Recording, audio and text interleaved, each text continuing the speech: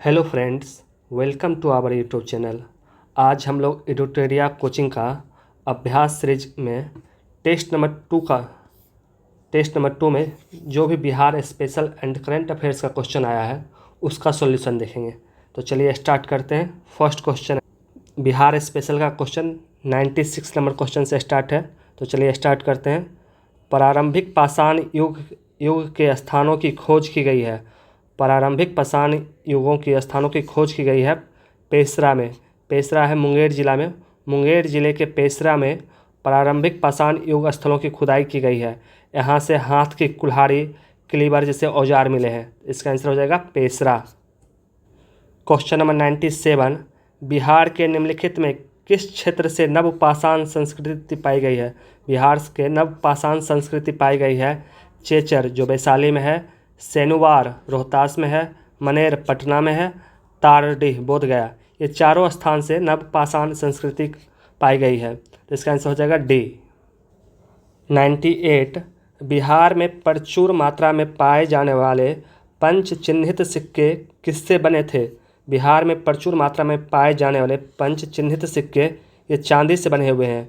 बिहार में पंचमार्क सिक्के बहुतायत में पाए गए जो ज़्यादातर चांदी से बने हुए थे। इसका आंसर हो जाएगा चांदी। 99 पंचोभा ताम्रपत्र शिलालेख किसका है। पंचोभा ताम्रपत्र शिलालेख यह समग्र माँ गुप्त का है। समग्र माँ गुप्त का है। बिहार के राजनीतिक प्रशासनिक इतिहास के अध्ययन के लिए 13वीं शताब्दी के समग्र माँ गुप्त का पंचोभा ताम्रपत्र अभिलेख महत्वपूर्ण है। तो पंचोभा ताम्रपत्र किसका है, समग्र माँ गुप्त का। क्वेश्चन नंबर 100 गया जिले के अपसद शिलालेख से जानकारी मिलती है। गया जिले के अपसद शिलालेख से जानकारी मिलती है गुप्तोत्तर वंश का। गया जिले के अपसद शिलालेख से गुप्तोत्तर राजवंश के बारे में जानकारी मिलती है। इसका आंसर डी हो जाएगा। 101 2011 की जनगणना के अनुसार शहरीकरण के बढ़ते स्तर के अनुसार बिहार के निम्नलिखित जिलों को सही क्रम चुने। बढ़ते स्तर में लिखना है। 2011 की जनगणना के अनुसार बिहार में शहरीकरण के मामले में शीर्ष 3 जिला है पटना, मुंगेर, नालंदा। तो इसका आंसर हो जाएगा ऑप्शन ए नालंदा, मुंगेर, पटना। 102 बिहार में पंचायत निकायों में महिलाओं को 50% आरक्षण किस वर्ष प्रदान किया गया। बिहार में पंचायत निकायों में महिलाओं को 50% आरक्षण 2006 में दिया गया। बिहार में वर्ष 2006 में पंचायत निकायों में महिलाओं के लिए 50% आरक्षण दिया गया। ऐसा करने वाला बिहार पहला राज्य है। संविधान के अनुच्छेद 243 डी के तहत पंचायती राज संस्थाओं में आरक्षण का प्रावधान है। पंचायती राज संस्थानों में आरक्षण का प्रावधान आर्टिकल 243 डी में है। 103 बिहार के किस कृषि जलवायु क्षेत्र में जिलों की संख्या सबसे अधिक है। कृषि जलवायु क्षेत्र में जिलों की संख्या सबसे अधिक है। कृषि जलवायु की दृष्टि से बिहार को 3 भागों और 1 उपभाग में बांटा गया है। 3 भाग और 1 उपभाग में। तो उत्तर पश्चिम में सबसे अधिक 13 जिले हैं। उत्तर पश्चिम में सबसे अधिक 13 जिले हैं। तो इसका आंसर हो जाएगा उत्तर पश्चिम भाग में। 104 निम्नलिखित में से जनजाति और जिले का कौन सा युग्म सही नहीं है। तो संथाल बांका में पाए जाते हैं, सही है। उरांव सुपौल में पाए जाते हैं। मुंडा जमुई, गलत। मुंडा कटिहार में पाए जाते हैं। खरवार भागलपुर में पाए जाते हैं। इसका आंसर हो जाएगा बी। मुंडा कहाँ पाए जाते हैं, मुंडा कटिहार में पाए जाते हैं। 105 बिहार के निम्नलिखित में किस जिले में पीडमांट दलदली मिट्टी पाई जाती है।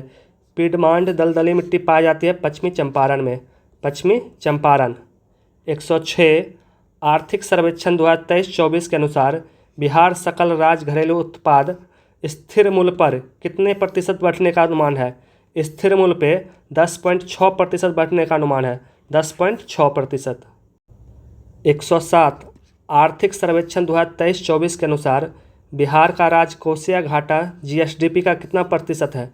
बिहार का राजकोषीय घाटा जीएसडीपी का 6% है। बिहार का राजकोषीय घाटा 44,823 करोड़ है। 44,823 करोड़ जो उसके जीएसडीपी का 6% है। तो इसका आंसर हो जाएगा बी। राजस्व घाटा 1.5% है जीएसडीपी का। राजकोषीय घाटा 6% है जीएसडीपी का। प्राथमिक घाटा 3.9% है जीएसडीपी का। वेरी वेरी इंपॉर्टेंट क्वेश्चन, इसको रिवाइज कीजिएगा। 108 आर्थिक सर्वेक्षण 2023-24 के अनुसार बिहार की फसल और जिलों के संबंध में निम्नलिखित कथनों पर विचार कीजिए। पहला है, रोहतास में चावल की उत्पादकता सबसे अधिक होती है। सही है, चावल की उत्पादकता सबसे अधिक रोहतास में होती है। मधुबनी में गेहूं की उत्पादकता सबसे कम होती है। नहीं, गलत है। गेहूं की उत्पादकता सबसे कम कहाँ होती है? जमुई में होती है, जमुई। तीसरा है, जमुई में चावल की उत्पादकता सबसे कम होती है। ये गलत है। चावल की उत्पादकता सबसे कम कहाँ होती है? मधुबनी में। और ज़्यादा कहाँ होती है? रोहतास में। कम होती है मधुबनी में। तो कौन सा सत्य है? केवल एक, ऑप्शन ए। इस लिस्ट को एक बार देख लीजिए। गेहूं खगड़िया में ज़्यादा होता है, उत्पादकता कम होता है जमुई में। मक्का अररिया में ज़्यादा होता है। दाल उत्पादकता बेगूसराय में होता है ज़्यादा। 109 निम्नलिखित कथनों पर विचार करें। पहला है, बिहार का पहला चीनी उद्योग 1908 में मढ़ौरा में स्थापित किया गया था। गलत। बिहार का पहला चीनी उद्योग 1904 में मढ़ौरा में स्थापित किया गया। मढ़ौरा कहाँ है? सारण में। दूसरा है, आर्थिक सर्वेक्षण 23-24 के अनुसार बिहार में केवल 13 चालू चीनी मिल है। गलत। आर्थिक सर्वेक्षण 23-24 के अनुसार बिहार में 11 चीनी मिल है, उसमें से 9 चालू है। तो ये भी स्टेटमेंट गलत हो गया। तीसरा है, आर्थिक सर्वेक्षण 23-24 के अनुसार बिहार में चीनी का उत्पादकता 62.74 लाख क्विंटल है। चीनी का उत्पादकता कितना है? 62.74 लाख क्विंटल। ये सही है। उपरोक्त कथन में से कौन सा सत्य है? केवल एक, option A. 110 match the column है, उद्योग और उसका स्थान। पहला है, fertilizer corporation of India limited. Fertilizer corporation of India limited कहाँ है? ये बरौनी में है। दूसरा है, रेलवे इलेक्ट्रिक इंजन कारखाना। रेलवे इलेक्ट्रिक इंजन कारखाना मधेपुरा। तीसरा है, रेल व्हील फैक्ट्री। रेल चक्का फैक्ट्री कहाँ है? रेल चक्का फैक्ट्री बेला सारण में है, बेला सारण। चौथा है, Bharat wagon and engineering company limited. Bharat wagon and engineering company limited Mokama में है। तो इसका आंसर हो जाएगा ए, 4132। 111 मेनका मल्लिक। मेनका मल्लिक को किस कार्य के लिए वर्ष 2023 का साहित्य अकादमिक अनुवाद पुरस्कार प्रदान किया गया? 2023 का साहित्य अकादमिक अनुवाद पुरस्कार मेनका मल्लिक को दिया गया। यह उनका उपन्यास नीलकंठ का नेपाली से मैथिली में अनुवाद किए, इसलिए इनको साहित्य अकादमिक अनुवाद पुरस्कार मिला है। ऑप्शन बी, नीलकंठ का नेपाली से मैथिली में अनुवाद। 112 विश्व वायु गुणवत्ता रिपोर्ट 2023 के अनुसार कौन सा शहर PM 2.5 में दुनिया का सबसे प्रदूषित क्षेत्र बन गया? PM 2.5 में दुनिया का सबसे प्रदूषित क्षेत्र है बेगूसराय। यह है बेगूसराय। स्विस संगठन IQ एयर द्वारा जारी विश्व वायु गुणवत्ता रिपोर्ट 2023 के अनुसार बिहार का बेगूसराय PM 2.5 में दुनिया का सबसे प्रदूषित क्षेत्र बन गया। 113 हाजीपुर में निर्मित भगवान शिव का 167 फीट का ऊंची प्रतिमा का नाम क्या है? हाजीपुर में निर्मित भगवान शिव का 167 फीट का ऊंची प्रतिमा का नाम है श्री द्वारका कैलाश धाम। श्री द्वारका कैलाश धाम। हाजीपुर में सरसई सरोवर के तट पे भगवान शिव का 167 फीट ऊंची प्रतिमा बनाई गई है। इसे श्री द्वारका कैलाश धाम नाम दिया गया है। 114 बिहार के किस अस्पताल ने आधुनिक फेमटो लेजर मशीन का उपयोग करके जटिल मोतियाबिंद सर्जरी शुरू किया है? फेमटो लेजर मशीन का उपयोग करके जटिल मोतियाबिंद सर्जरी शुरू किया है IGMS Patna. IGMS Patna, option C. Question 115 destination Bihar expo 2024 के संबंध में निम्नलिखित कथनों पर विचार करें। Destination Bihar expo 2024। पहला, बिहार के मुख्यमंत्री नीतीश कुमार ने पटना स्थित बिहार संग्रहालय में इसका उद्घाटन किया। गलत। बिहार के मुख्यमंत्री नीतीश कुमार ने पटना के गांधी मैदान में डेस्टिनेशन बिहार एक्सपो 2024 का उद्घाटन किया। दूसरा है, इसका आयोजन बिहार उद्योग संघ और confederation of real estate developers association of India द्वारा किया गया। ये स्टेटमेंट सही है कि इसका आयोजन बिहार उद्योग संघ और confederation of real estate developers association of India द्वारा किया गया। करेक्ट सिर्फ 2 है, ऑप्शन बी। 116 निम्नलिखित कथनों पर विचार करें। बिहार में चलाया जा रहा मिशन दक्ष अभियान दिव्यांगजनों को कौशल प्रदान करने से संबंधित है, गलत है। मिशन दक्ष, जो बच्चा पढ़ने में कमज़ोर है उसको स्कूल में ट्यूशन दिया जा रहा है, उसी को मिशन दक्ष कहा गया है। बिहार में चलाया जा रहा मिशन दक्ष अभियान राज्य के 25 लाख ऐसे बच्चों को विशेष कक्षाएं उपलब्ध कराने से संबंधित है जो पढ़ाई में कमज़ोर हैं। दूसरा है, हाल ही में भारतीय अंतर्देशीय जलमार्ग प्राधिकरण द्वारा गंडक नदी को जलमार्ग 58 घोषित किया गया, गलत। यह कोसी नदी को जलमार्ग 58 घोषित किया गया। तो इसमें से कौन सा कथन गलत है? दोनों का दोनों गलत है, ऑप्शन सी। हाल ही में भारतीय अंतर्देशीय जलमार्ग प्राधिकरण द्वारा कोसी नदी को जलमार्ग 58 घोषित किया गया। 117, IPL 2024 में विजयी कोलकाता नाइट राइडर्स के सदस्य साकिब हुसैन बिहार के किस जिले से हैं? साकिब हुसैन जो कोलकाता नाइट राइडर्स की तरफ से खेलते हैं, ये गोपालगंज जिले से हैं, गोपालगंज जिले। 118, यूनेस्को ने किस शहर को भारत का पहला सिटी ऑफ लिटरेचर घोषित किया? यूनेस्को ने कोझिकोड को भारत का पहला सिटी ऑफ लिटरेचर घोषित किया। 119, मैच द कॉलम है, एक तरफ महोत्सव है, उसका राज्य है। देखिए, बहदीन खलम महोत्सव मेघालय में मनाया जाता है। लोंगेटे महोत्सव अरुणाचल प्रदेश में मनाया जाता है। फूलदेई महोत्सव उत्तराखंड में मनाया जाता है। नुआखाई महोत्सव ओडिशा में मनाया जाता है। इसका आंसर हो जाएगा ऑप्शन सी। 120, भारत ने किस वर्ष तक परमाणु ऊर्जा क्षमता को 1 लाख मेगावाट तक बढ़ाने का लक्ष्य निर्धारित किया है? भारत ने 2047 तक परमाणु ऊर्जा क्षमता को 1 लाख मेगावाट बढ़ाने का लक्ष्य निर्धारित किया है। 121, 33वां ग्रीष्मकालीन ओलंपिक खेल संबंध में निम्नलिखित कथनों पर विचार करें। पहला 3 ग्रीष्मकालीन ओलंपिक की मेजबानी करने वाला पेरिस पहला देश बना, गलत है। इसका थीम गेम्स वाइड ओपन था, ये भी गलत है। समापन समारोह में भारत ध्वजावाहक मनु भाकर तथा नीरज चोपड़ा थे, ये गलत था, यहाँ PR श्रीजेश। अभिनव बिंद्रा को IOC से प्रतिष्ठित ओलंपिक ऑर्डर पुरस्कार प्राप्त हुआ, ये सही है। कथन कौन सा सत्य है? केवल एक, ऑप्शन ए। चलिए इसका एक्सप्लेनेशन देखते हैं। 26 जुलाई से 11 अगस्त 2024 तक पेरिस में 33वां ग्रीष्मकालीन ओलंपिक खेला गया।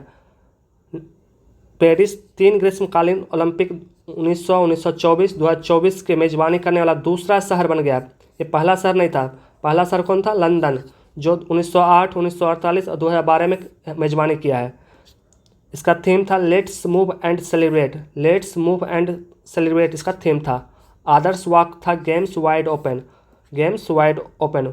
उद्घाटन समारोह में ध्वजावाहक थे PV सिंधु और शरत कमल। समापन समारोह में ध्वजावाहक थे Manu Bhaker and PR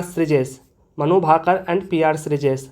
Abhinav Bindra Paris Olympic 2024 में रिले भारत की तरफ से मशाल वाहक रहे और उन्हें IOC प्रतिष्ठित ओलंपिक ऑर्डर पुरस्कार भी मिला। 122, 18वीं लोकसभा चुनाव के साथ निम्न में से किन राज्यों में चुनाव संपन्न हुआ? आंध्र प्रदेश में हुआ, ओडिशा में हुआ था, अरुणाचल प्रदेश में हुआ एंड सिक्किम में हुआ। तो ऑप्शन डी, आंध्र प्रदेश में देखिए विधानसभा सीट 175 है, ओडिशा में 147, अरुणाचल प्रदेश में 60, सिक्किम में 32। आंध्र प्रदेश में तेलुगु देशम पार्टी जीती है, ओडिशा और अरुणाचल प्रदेश में BJP जीता है और सिक्किम में सिक्किम क्रांतिकारी मोर्चा जीती है। 123, आर्थिक सर्वेक्षण 23-24 के अनुसार भारत में विद्युत उत्पादन के स्रोतों को उत्पाद क्षमता के आधार पर बढ़ते क्रम में व्यवस्थित करें। देखिए, भारत में सबसे ज़्यादा बिजली कोयला से बनती है 210 गीगावाट, सौर ऊर्जा से 82, बड़ी हाइड्रो पावर से 46 गीगावाट, पवन से 46, गैस से 24। तो इसका ऑर्डर हो जाएगा 4, 5, 3, 2, 3, 1, 2। काहे कि बढ़ते क्रम में सजाना है, तो सबसे पहले हो जाएगा गैस, उसके बाद पवन, बड़ी हाइड्रो, सौर ऊर्जा एंड कोयला। 124, PM जन मन योजना के संबंध में निम्नलिखित कथनों पर विचार करें। PM जन मन, इसका उद्देश्य विशेष रूप से कमजोर जनजाति समूह PBTG की सामाजिक आर्थिक स्थितियों में सुधार करने के लिए है, ये सही है। इसे 15 नवंबर 2023 को प्रारंभ किया गया, ये भी सही है। यह योजना 9 मंत्रालयों से संबंधित है, ये भी सही है। सत्य कथन चुनना है 1, 2, 3। 125 भारत सरकार के आगामी लक्ष्यों के संबंध में मिलान करें। भारत को टीबी मुक्त देश बनाना है। भारत को टीबी मुक्त देश 2025 तक बनाना है। 500 गीगावाट सौर ऊर्जा प्राप्त करने का लक्ष्य। 500 गीगावाट सौर ऊर्जा प्राप्त करने का लक्ष्य है 2030। चंद्रयान 4 लॉन्च करने का लक्ष्य। चंद्रयान 4 लॉन्च करने का लक्ष्य है 2028। और लास्ट है हाइड्रोफ्लोरोकार्बन HCF के उपयोग को 80% तक सीमित करने का लक्ष्य है 2047। तो इसका आंसर हो जाएगा बी। 126 मैत्री सैन्य अभ्यास के 13वें संस्करण के संबंध में निम्नलिखित कथनों पर विचार करें। अभ्यास का नाम है मैत्री सैन्य अभ्यास। यह भारत तथा बांग्लादेश के बीच में थल सेना अभ्यास है, गलत। यह भारत और थाईलैंड के बीच में है, तो ये गलत हो गया। इसका आयोजन भारत में किया गया, नहीं, इसका आयोजन थाईलैंड में किया गया था, ये भी गलत है। सत्य कथन का चयन करें, डी, ना तो 1 ना तो 2। 127 हाल ही में खुजरी गुड़ को GI टैग प्रदान किया गया। खुजरी गुड़ किस राज्य से बिलोंग करती है? खुजरी गुड़ ओडिशा से बिलोंग करती है, ओडिशा। 128 देश के पहला स्वदेशी हरित हाइड्रोजन ईंधन सेल अंतर्देशीय जलमार्ग पोत का शुभारंभ कहाँ किया गया? देश का पहला स्वदेशी हरित हाइड्रोजन ईंधन सेल अंतर्देशीय जलमार्ग पोत का शुभारंभ तमिलनाडु में किया गया, तमिलनाडु। 129 संपूर्णता अभियान नामक कार्यक्रम का शुरुआत निम्न में से किसके द्वारा की गई? संपूर्णता अभियान नामक कार्यक्रम नीति आयोग के द्वारा शुरू किया गया, नीति आयोग।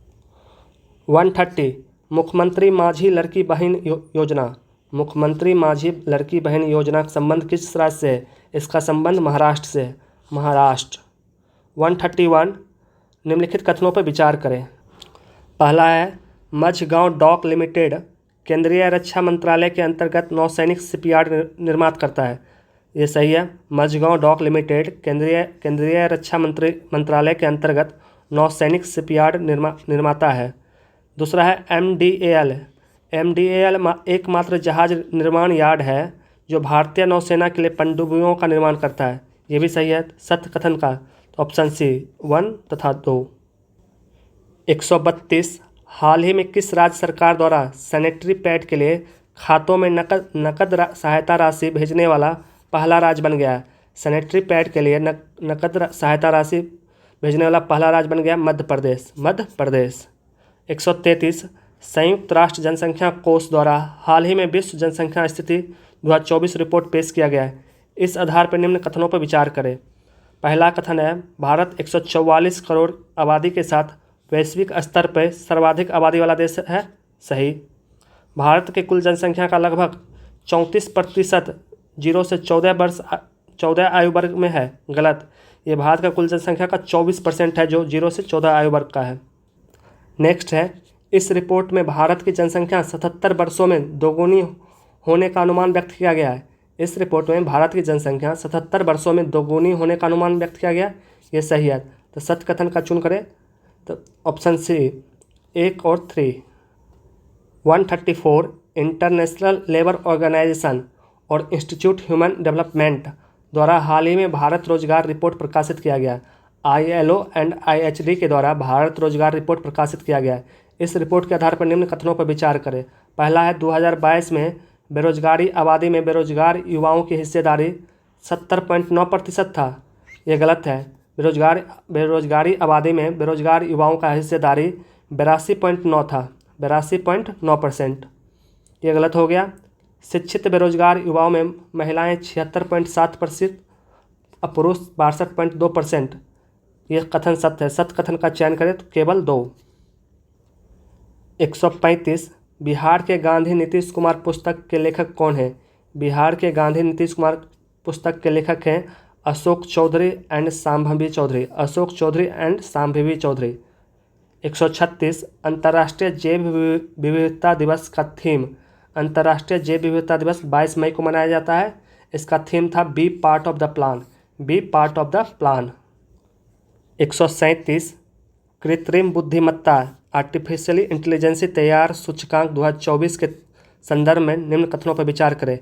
इसे विश्व आर्थिक मंच द्वारा जारी किया जाता है, गलत। इसे अंतर्राष्ट्रीय मुद्रा कोष के द्वारा जारी किया जाता है, तो गलत हो गया। इस सूचकांक में प्रथम स्थान सिंगापुर है, सही है, प्रथम स्थान सिंगापुर है। इस सूचकांक में भारत का रैंक 72वां है, ये भी सही है, भारत का रैंक 72 है। औसत कथन कौन सा है? औसत कथन केवल एक। 138 COP30 संयुक्त राष्ट्र जलवायु परिवर्तन सम्मेलन 2025 का आयोजन कहाँ होगा? COP30 संयुक्त राष्ट्र जलवायु परिवर्तन सम्मेलन 2025 का आयोजन ब्राज़ील में होगा, ब्राज़ील। 139 26 जनवरी 2024 को मनाए गए 75वां गणतंत्र दिवस के संदर्भ में निम्न कथनों पर विचार करें। पहला इसका थीम था विकसित भारत और भारत का लोकतंत्र की मातृका, विकसित भारत और भारत की लोकतंत्र की मातृका, ये सही है। मुख्य अतिथि फ्रांस के राष्ट्रपति इमैनुअल मैक्रोन थे, ये भी सही है। सर्वश्रेष्ठ झांकी भारत लोकतंत्र की जननी विषय पर आधारित संस्कृत मंत्रालय को दिया गया, सर्वश्रेष्ठ झांकी सांस्कृतिक मंत्रालय को दिया गया, ये भी सही है। राज्यों का सर्वश्रेष्ठ झांकी का पुरस्कार उत्तर प्रदेश, गलत। राज्यों का सर्वश्रेष्ठ झांकी का पुरस्कार ओडिशा को दिया गया, ओडिशा। तो सत्य कथन का पहचान करें, ऑप्शन ए। 140 निम्न कथनों पर विचार करें। पहला है प्रसिद्ध लेखिका और परोपकारी सुधा मूर्ति को अंतर्राष्ट्रीय महिला दिवस के अवसर पर भारत के राष्ट्रपति द्वारा राज्यसभा के लिए नामित किया गया, सही है। सुधा मूर्ति जी को राज्यसभा के लिए नॉमिनेट किया गया। सेकेंड है वर्ष 2024 में सुधा मूर्ति को पद्म भूषण से सम्मानित किया गया, गलत। 2023 में सुधा मूर्ति जी को पद्म भूषण से सम्मानित किया गया। सत्य कथन कौन है? केवल एक। वर्ष 2023 में सुधा मूर्ति को पद्म विभूषण से सम्मानित किया गया। संविधान के अनुच्छेद 80 के तहत राज्यसभा में राष्ट्रपति द्वारा साहित्य, विज्ञान, कला और सामाजिक सेवा के क्षेत्र में विशेष अनुभव रखने वाले 12 व्यक्तियों को मनोनीत किया जाता है। थैंक यू, मिलते हैं अगले वीडियो में। आपको वीडियो कैसा लगा प्लीज़ कमेंट करें, चैनल को लाइक करें, शेयर करें, सब्सक्राइब करें। Thank you.